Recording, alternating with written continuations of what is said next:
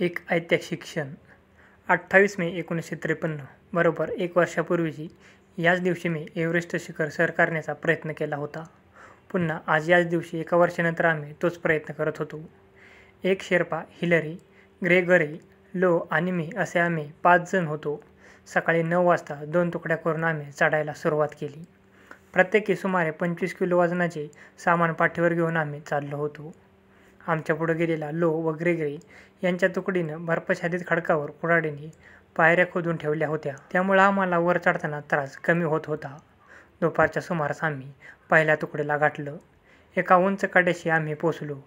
कड्याचा चढ अधिकच लागत होता, त्यामुळं आमची गती मंदावली होती.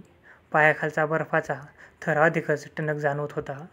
आम्ही फार थकून गेलो. कुठंतरी विश्रांतीसाठी थांबावं असं आम्ही ठरवलं. एका ठिकाणी थांबलो. आता आम्ही सुमारे 9,000 मीटर उंचीवर आलो होतो. लो, ग्रेगरी व शेर्पा यांनी इथंच आमचा निरोप घेतला आणि ते खाली परतले. आता मी व हिलरी दोघीच उरलो. काळोख पडू लागला तेव्हा आम्ही रात्रीच्या मुक्कामासाठी जागा शोधू लागलो. एका ठिकाणी मोठ्या मुश्किलीनं तंबू ठोकला. सुदैवानं वारा फार सोसाट्याचा नव्हता. आम्ही रांगत तंबूत शिरलो. आमच्या जवळचा छोटासा स्टोव्ह पेटवला आणि गरम कॉफी व लिंबाच्या भुकटीचे गरम सरबत बनवलं. आम्हाला भयंकर तहान लागली होती. आम्ही गटागटा सरबत व कॉफी प्यालो. रात्री नीट झोप झाली नाही. काहीशा झोपेत आणि जागेपणात रात्र काढली. बाहेर निवांत वातावरण होतं. वारा मुळीच नव्हता. 29 मे उजाडली. याच दिवशी 1 वर्षापूर्वी लॅम्बर्ट व मी पराभव पत्करून एव्हरेस्टवरून परतलो होतो याची मला आठवण झाली. पहाटे 3:30 वाजता आम्ही अंथरुणावरून उठलो. स्टोव्ह पेटवला. कॉफीसाठी व सरबतासाठी बर्फ वितळून पाणी केलं. मी तंबूच्या बाहेर पाहिलं. तो आकाश निरभ्र व शांत होतं. अजूनही वारा वाहू लागला नव्हता. आम्ही पुढील प्रवासासाठी सिद्ध झालो. पण हिलरीचे बूट बर्फानं पार आच्छादून गेले होते. रात्री त्याने ते उशाशी ठेवले होते, त्यामुळे त्यावर बर्फ दाटला होता. पेटत्या स्टोव्हवर ते बराच वेळ धरले तेव्हा कुठं त्याच्यावरचा बर्फ वितळला. सकाळी 6:30 वाजता आम्ही तंबूबाहेर पडलो. आकाश अजूनही स्वच्छ होतं. वारा वाहत नव्हता. एकावर एक असे 3 हातमोजे आम्ही हातात घातले. बोटाच्या तळाला तीक्ष्ण खिळे असलेले पोलादी आवरण चढवलं. पाठीवर जवळजवळ 18-19 किलो वजनाचं ऑक्सिजन सिलेंडर घेतलं. हातात बर्फ खोदण्याचा टिकाव होता. त्याभोवती 4 निशाण घट्ट बांधलेली होती. जॅकेटच्या खिशात लाल निळी पेन्सिल होती. चला, झाली स्वारी तयार असं म्हणून चालू लागलो. हिलरीच्या बोटांचा टणकपणा अजून गेला नव्हता आणि त्याचे पायही थंडीने गारठले होते. म्हणून मी पुढे झालो. माझ्या हातातल्या दोरखंडाला पकडून तो माझ्या मागून चढत होता. पर्वतरांगेच्या वरील टोकावरून आम्ही एव्हरेस्टच्या दक्षिण शिखराच्या दिशेने पुढे जात होतो.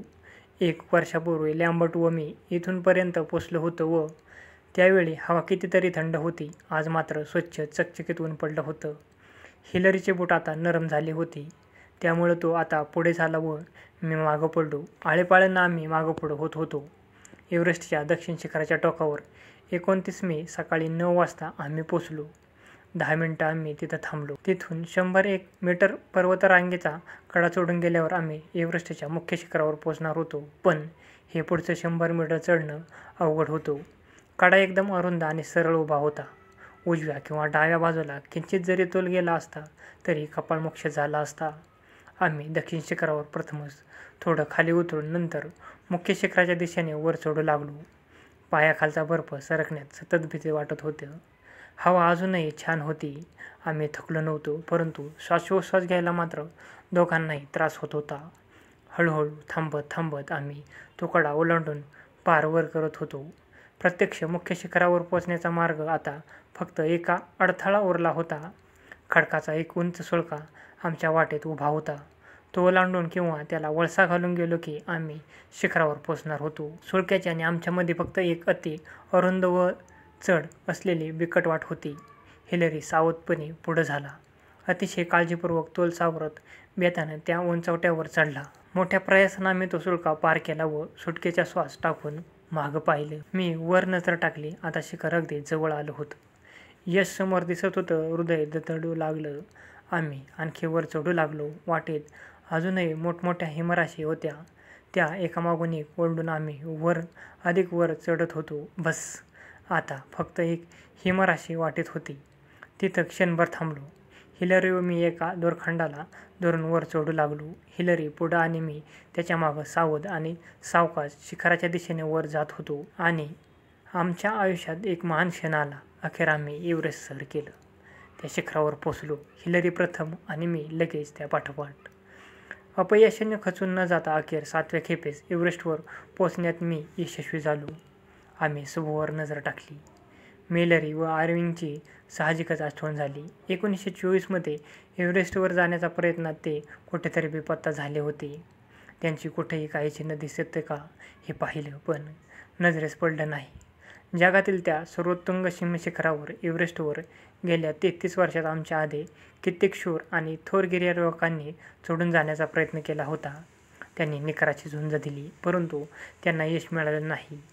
त्या सर्वांचं कृतज्ञतापूर्वक स्मरण झालं, कारण त्यांचे प्रयत्न, अनुभव, ज्ञान यांची शिदोरी आमच्या पाठीशी होती. म्हणूनच आम्ही हे भव्य यश मिळवू शकलो होतो. आमच्या तुकडीतील जे अनेक सहकारी आमची वाट पाहत खाली पायथ्याशी थांबले होते, त्यांचीही आठवण त्या क्षणी आम्हाला झाली. त्यांच्या मदतीशिवाय, त्यागाशिवाय आणि कष्टाशिवाय आम्ही इथं पोहोचू शकलो नसतो. लॅम्बर्टची तर त्या क्षणी विलक्षण तीव्रतेने आठवण झाली. त्यानं दिलेला लोकरीचा स्कार्फ मी गळ्याभोवती गुंडाळला होता. त्याचं स्मरण झालं तेव्हा माझा हात सहजच त्या स्कार्फकडे गेला. खाली उतरत असताना जॉर्ज लो प्रथम आम्हाला भेटला. आमच्या गळ्याभोवती दोन्ही हात टाकून आनंदाशिवाय त्यानं आम्हाला मिठीच मारली. हंटरनं देखील आम्हा दोघांना कडवडून आलिंगन दिलं, गदगदून हलवलं आणि शेर्पा आणि साहेब असा भेद जणू नाहीसा झाला होता. आम्ही सर्वजण एकाच जातीचे, गिर्यारोहक जमातीचे म्हणून एव्हरेस्टवर पोचलो होतो.